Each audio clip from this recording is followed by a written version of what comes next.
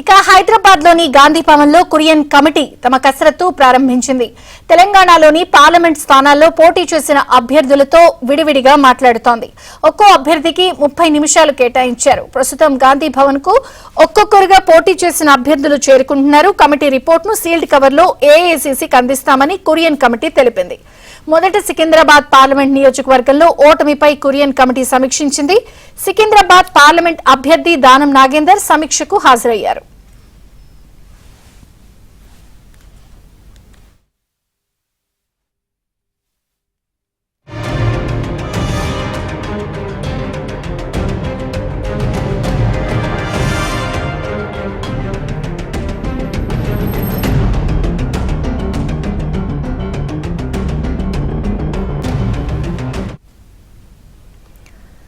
హైదరాబాద్ లోని గాంధీ భవన్ లో కురియన్ కమిటీ తమ కసరత్తు ప్రారంభించింది. తెలంగాణలోని పార్లమెంట్ స్థానాల్లో పోటీ చేసిన అభ్యర్థులతో విడివిడిగా మాట్లాడుతోంది. ఒక్కో అభ్యర్థికి 30 నిమిషాలు కేటాయించారు. ప్రస్తుతం గాంధీ భవన్ కు ఒక్కొక్కరుగా పోటీ చేసిన అభ్యర్థులు చేరుకుంటారు. కమిటీ రిపోర్ట్ ను సీల్డ్ కవర్ లో ఏఐసిసికి అందిస్తామని కురియన్ కమిటీ తెలిపింది. మొదట సికింద్రాబాద్ పార్లమెంట్ నియోజకవర్గంలో ఓటమిపై కురియన్ కమిటీ సమీక్షించింది.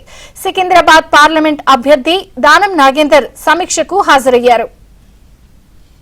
ఈరోజు ఈ ప్రక్షాళన కార్యక్రమాన్ని జరిగినటువంటి ఎన్నికలు అయిపోయిన తర్వాత మనం జరిగినటువంటి ఎక్కడ లోపాలు జరిగాయని ఆ లోపాలు సరిదిద్దుకోవడానికి మనం చేయవలసినటువంటి ప్రణాళికని సిద్ధం చేసుకోవడానికి ఇలాంటి ప్రక్షాళన చాలా ఉపయోగపడుతుంది.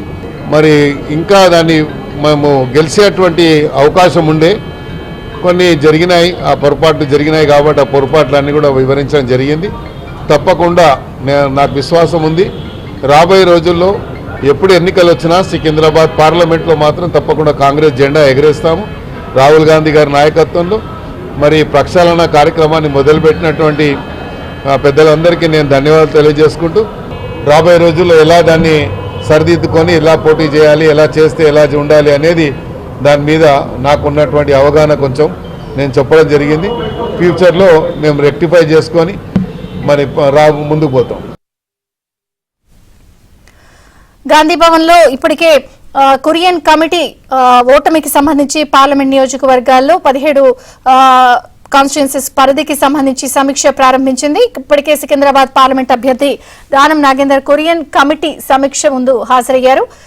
మరిన్ని వివరాలు మా ప్రతినిధి సిద్ధార్థ లైవ్ లో అందిస్తారు. సిద్ధార్థ. థ్యాంక్ యూ విజయ చంద్రిక. ప్రస్తుతం గాంధీ భవన్ లో కురియన్ కమిటీ భేటీ అయింది. పోటీ చేసినటువంటి 17 మంది అభ్యర్థులకు గాంధీ భవన్ నుంచి పిలుపు వచ్చింది. ఇప్పటికే కొంతమందితోని సమీక్షా సమావేశాన్ని కూడా నిర్వహించారు.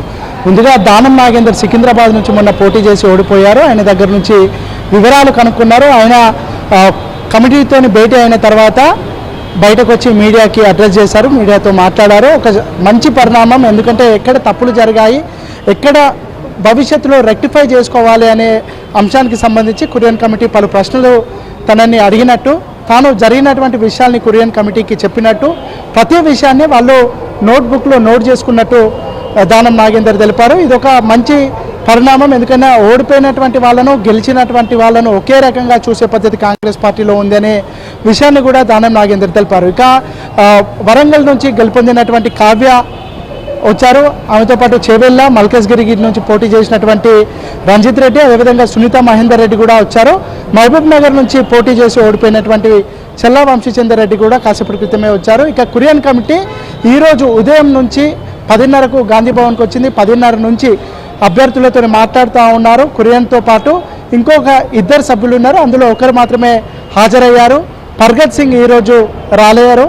ఇక కమిటీకి సంబంధించి జరిగినటువంటి విషయాలు, మొన్న ఎన్నికల్లో వీళ్ళ ఓడిపోయారా, గెలిచారా, ఓటమికి కారణాలేంటి, గెలవడానికి దోహదపడ్డటువంటి కారణాలేంటి, ఓటమి చెందినటువంటి అభ్యర్థుల నుంచి ఎందుకు ఓడిపోయారు, ఏం చేస్తే గెలిచే అవకాశం ఉండేది అనే అంశాలకి సంబంధించి కూడా ఇన్పుట్స్ని తీసుకుంటున్నారు. ఇక సాయంత్రం వరకు ఈ కమిటీ ఇక్కడనే భేటీ అవుతుంది.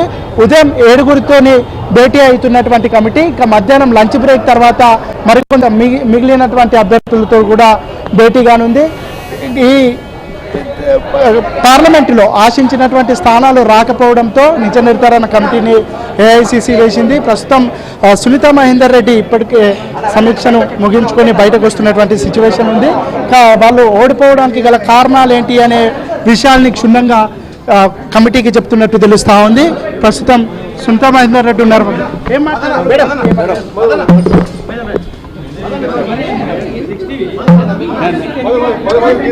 ఆమె చెప్పాలి నేను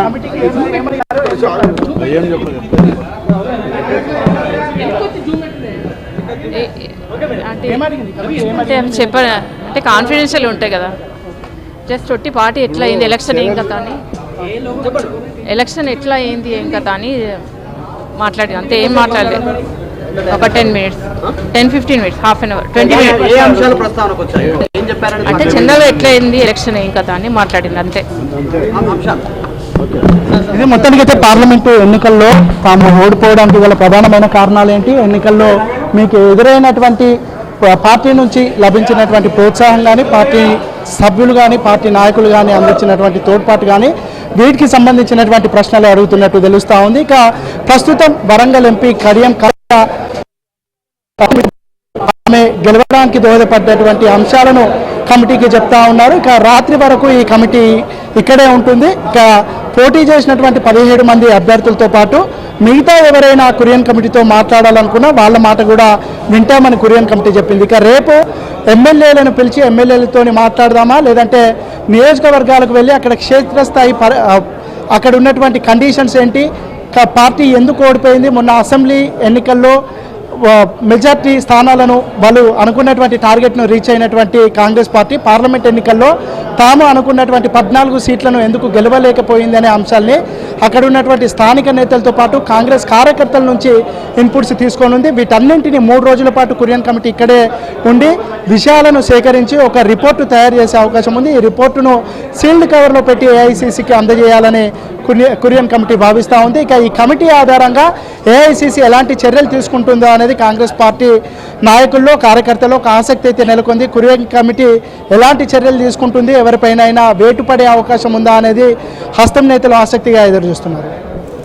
సిద్ధార్థ, ఇంకా కొంత టికెట్లు రాని వాళ్ళు, పార్టీలో అసంతృప్తిగా ఉన్న వాళ్ళు కూడా కొంత కురియన్ కమిటీని సంప్రదించి వారు కూడా అభిప్రాయం చెప్పేందుకు సిద్ధమని వస్తున్న వార్తలపై కురియన్ కమిటీ స్పందించిందా, వాళ్ళను కూడా కలుస్తుందా?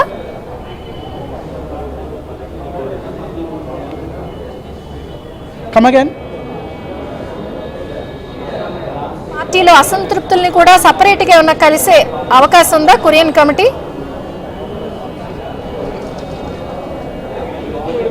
కురియన్ కమిటీ మాత్రం ఈ 17 మంది అభ్యర్థులతో మాత్రమే మాట్లాడడానికి తెలంగాణకు వచ్చింది. అయితే కొంతమంది నాయకులు ముఖ్యంగా ఎవరికైతే రాలేదో వాళ్ళు కురియన్ కమిటీని కలిసి తమకున్నటువంటి అభిప్రాయాల్ని కురియన్ కమిటీకి తెలియజేస్తామని చెప్పారు.